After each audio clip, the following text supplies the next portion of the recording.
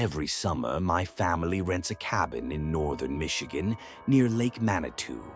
It's a tradition that started before I was even born, something about my parents loving the peace and quiet of nature.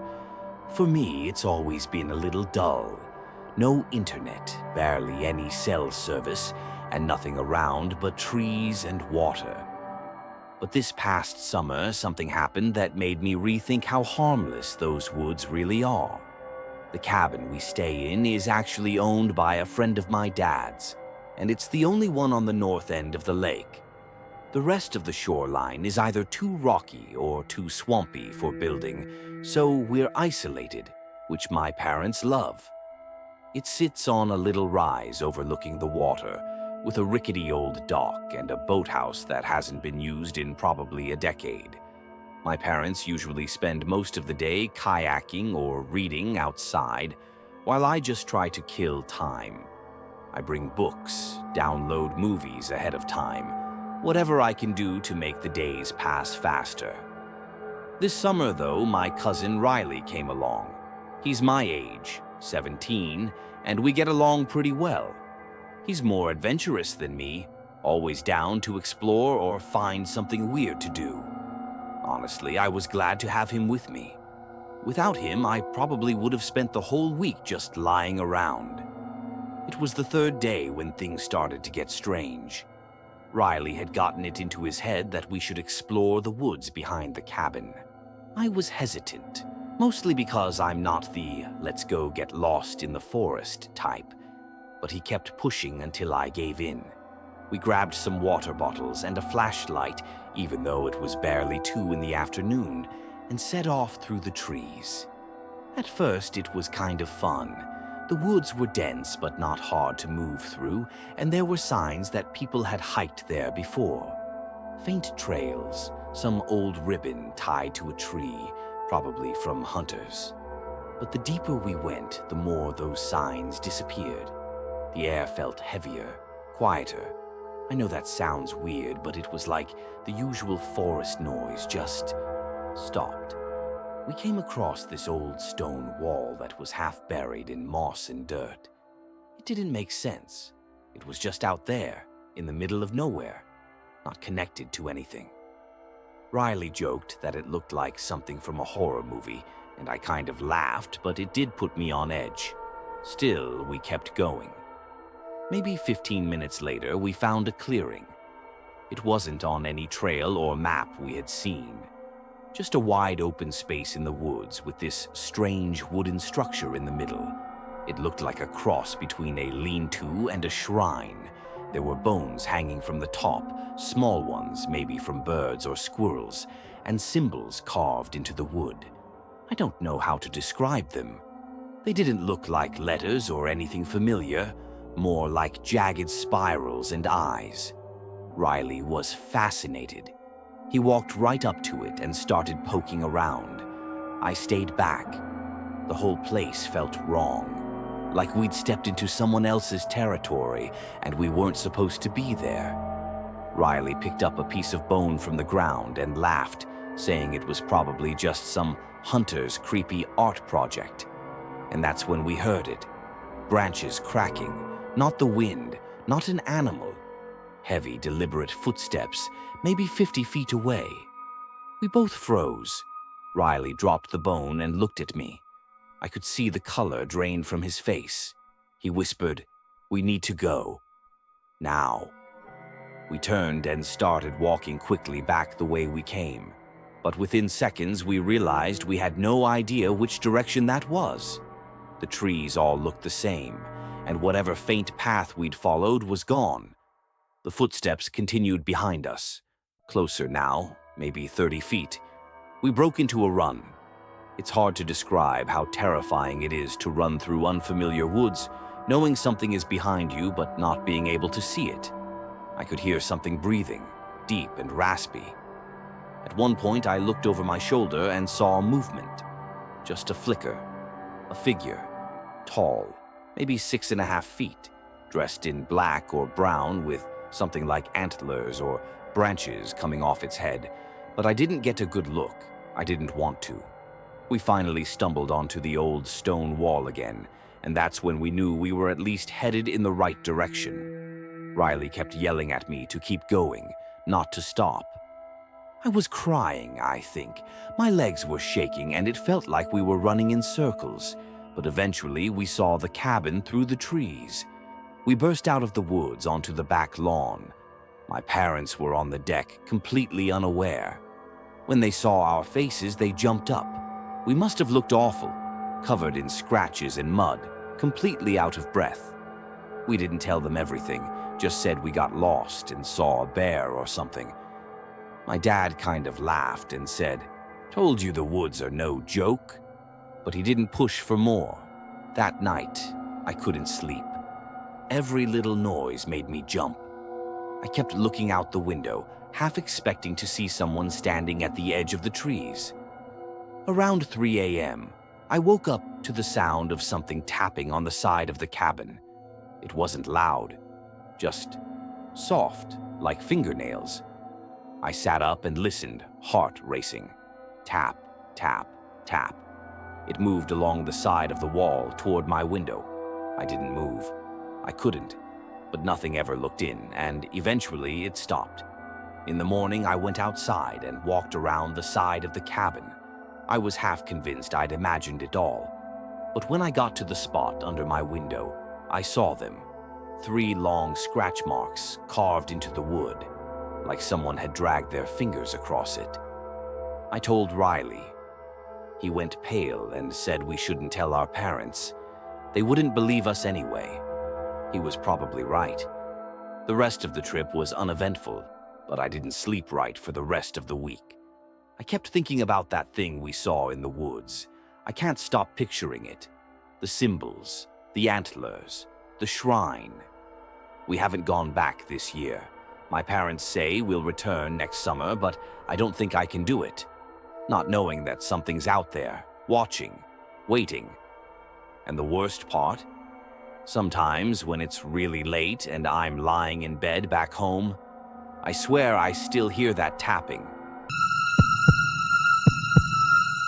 This happened when I was 9. I haven't really told anyone about it, not even my parents, which I know sounds weird considering how serious it was. But even now, more than 15 years later, I still don't know how to explain it in a way that doesn't sound made up. I've replayed it in my head so many times, trying to make sense of it, trying to figure out if I exaggerated it somehow in my memory. But the truth is, no matter how I slice it, what happened that day was real. It was during Vacation Bible School, one of those week-long summer programs our church put on every year. My mom was a volunteer, so I had to go whether I wanted to or not. Most of the time I didn't mind. It was basically daycare with crafts, music, and snacks. I got to hang out with the same kids from Sunday school, and we spent most of the time in groups doing scavenger hunts or playing tag on the church lawn. That year, though, they were doing something different. They just finished renovating the older wing of the building, an old convent that used to be connected to the main church by this narrow hallway most people didn't even know existed. They'd turned it into an exploration zone for kids, with themed rooms for different Bible stories.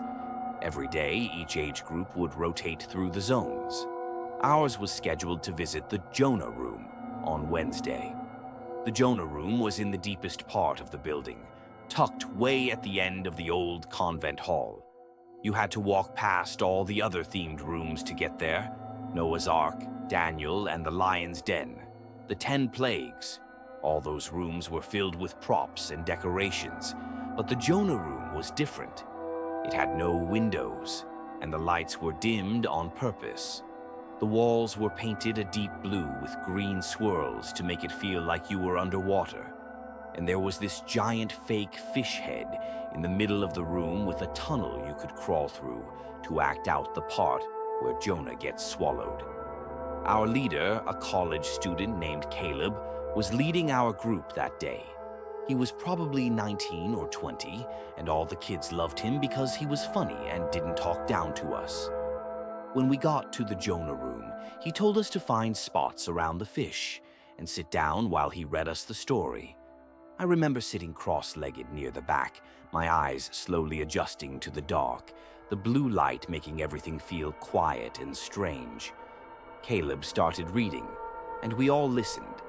But maybe 5 minutes in, one of the other kids, this girl named Anna, raised her hand and pointed toward the tunnel in the fish's mouth. She asked who was inside. Everyone turned to look.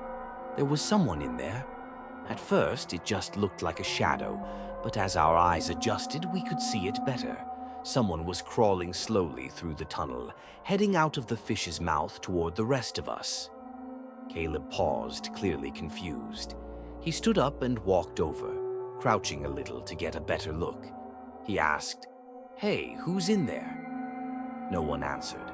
We all kind of assumed it was a younger kid from another group who had wandered in, but the thing was, that tunnel was narrow and stuffy.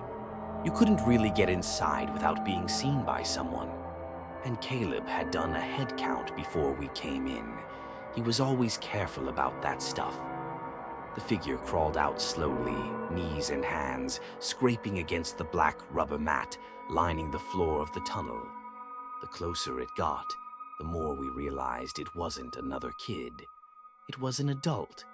He was wearing an old burlap robe, like a badly made Jonah costume, and his face, God, his face. It was covered in what looked like paint or makeup. Thick gray-blue streaks all over his skin like seaweed or grime. His eyes were wide open, almost bulging, and he had this slack, lifeless grin like a ventriloquist dummy. The room went completely silent. Caleb stepped back instinctively, putting himself between the man and the rest of us. "Sir," he said, trying to stay calm, "this area's for kids only. Are you lost?" Still no answer. The man didn't stand up. He just knelt there, staring at us. Then he started mumbling something under his breath. At first, I thought it was gibberish, but then I caught a few words. Over and over again, he was saying, "The deep. The deep calls. He was swallowed, and so shall you be." Caleb told us all to leave the room immediately and guided us back down the hallway. We moved fast, and none of us said a word until we got back to the main activity area. He reported it to the other staff, and I saw 2 men, probably security or church elders, head off toward the Jonah room. The rest of the day went on mostly like normal, but I kept thinking about that man. No one ever told us who he was or how he got in. The leaders just said that someone got confused and wandered into the wrong area, and left it at that. But here's the part I've never been able to explain. The next day, when we came back for the Thursday session, the Jonah room was sealed off. Not just locked, sealed. The doorway was completely covered in a thick sheet of plywood, like it had been boarded up overnight. And Caleb wasn't there. The other leaders said he had to go home suddenly, family emergency or something, but it didn't sit right. Not after what happened. On the last day of Bible school, I snuck away during free play and went back to the hallway that led to the Jonah room. The plywood was still there, nailed tightly to the frame, but someone had written something on it in red chalk. Just one sentence. "Swallowed but not saved." I stood there staring at it until one of the adult volunteers spotted me and told me to go back to my group. That old convent wing was permanently closed after that summer. They never said why, but a year later, the church had it demolished and replaced with a new wing for youth ministries. Every time I hear the story of Jonah now, I think about that man crawling out of the fish tunnel, and I think about what he said. The deep calls. I don't know what he was or what he meant, but sometimes I still dream of that dark room and the slow scraping of his knees on the mat as he crawled toward us. And in the dream, I never get out in time. I used to think those small-town horror stories were exaggerated. You know the kind. Creepy forest, weird neighbor, something dark hidden just beneath the surface. I figured people just liked scaring themselves. But then, last summer happened, and I don't know if I'll ever be able to forget it.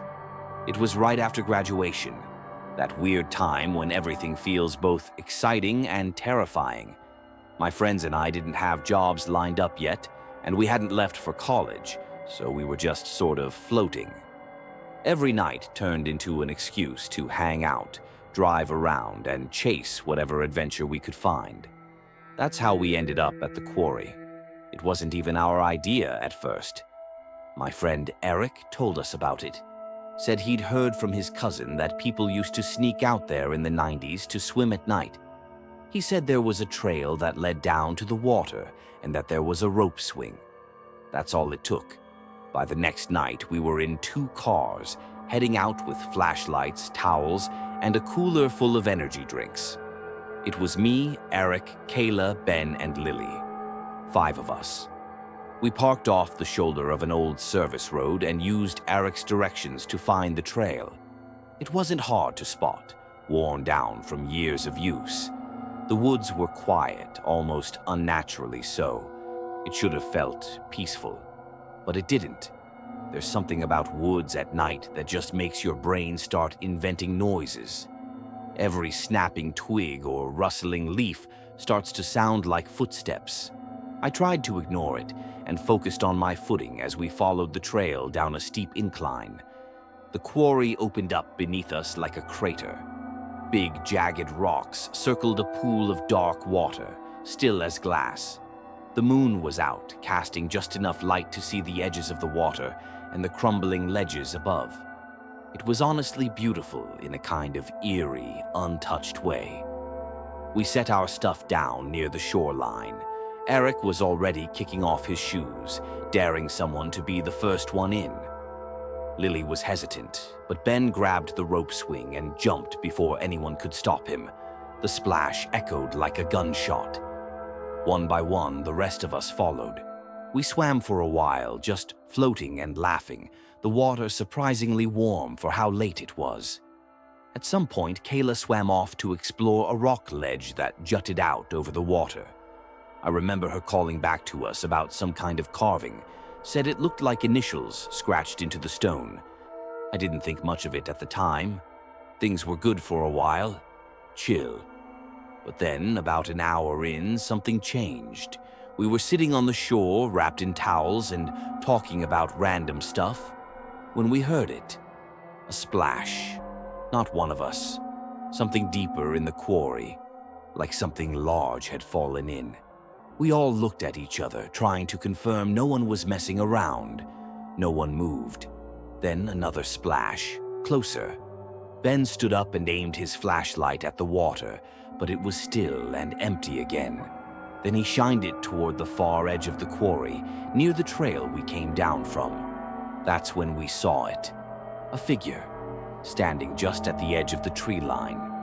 Not moving, not speaking, just there, watching us. I remember this moment really clearly because no one said anything for a full 10 seconds. It was like our brains hadn't caught up yet. But then Eric whispered, "Who the hell is that?" The figure was tall, wearing something loose, maybe a jacket. It was hard to make out any details, but they weren't carrying a flashlight, and they weren't saying a word. I called out, "Hey, do you need something?" Nothing. Ben tried a little louder, asked if they were lost. Still nothing. We were starting to get nervous. Then, without warning, the figure turned and walked back into the woods. Now, at this point, we were all kind of freaked, but we tried to laugh it off. Said it was probably some random hiker or a bored local trying to mess with us. Eric even joked that maybe it was one of those viral prank channels. But the vibe had changed. Nobody was feeling brave anymore. We decided to pack up and head back. As we started back up the trail, I noticed something in the dirt. A shoe print. Big, deep, like someone had been standing in that exact spot for a while. That's when I noticed something else. More footprints, leading off the trail and circling around, like someone had been walking in wide loops around the quarry. I didn't say anything, just kept walking. About halfway up, we heard the scream. It was Kayla. She'd been behind us, and when we turned around, she was gone. Her flashlight lay in the dirt, still on, pointing into the woods. Eric shouted her name and bolted off the trail. We all followed. The woods were thick, but we kept moving, yelling, panicking. We found her a few minutes later, curled up at the base of a tree, shaking. She said someone grabbed her arm and tried to drag her off the trail. She kicked and scratched until they let go. But she didn't see a face, just hands. Filthy, with dirt caked under the nails. We got her up and sprinted the rest of the way to the cars. When we got back, we didn't talk much. Everyone was rattled. I offered to drive Kayla home while the others followed. She didn't say a word the whole ride. The next morning, I called Eric and told him we needed to report it. But he was quiet. Then he told me something I haven't been able to shake since. He said his cousin made the whole thing up. There was no rope swing, no swimming in the 90s. The quarry had been fenced off for years. There'd been an accident, someone went missing, never found. And the weirdest part, the carvings Kayla saw, Eric looked it up. They weren't just initials, they were a name. The same name as the guy who went missing. We never went back. I don't think any of us even talked about it again after that week. But I still think about those hands. And the fact that somewhere out there in a town people barely notice, someone is waiting in the woods near a forgotten quarry, watching,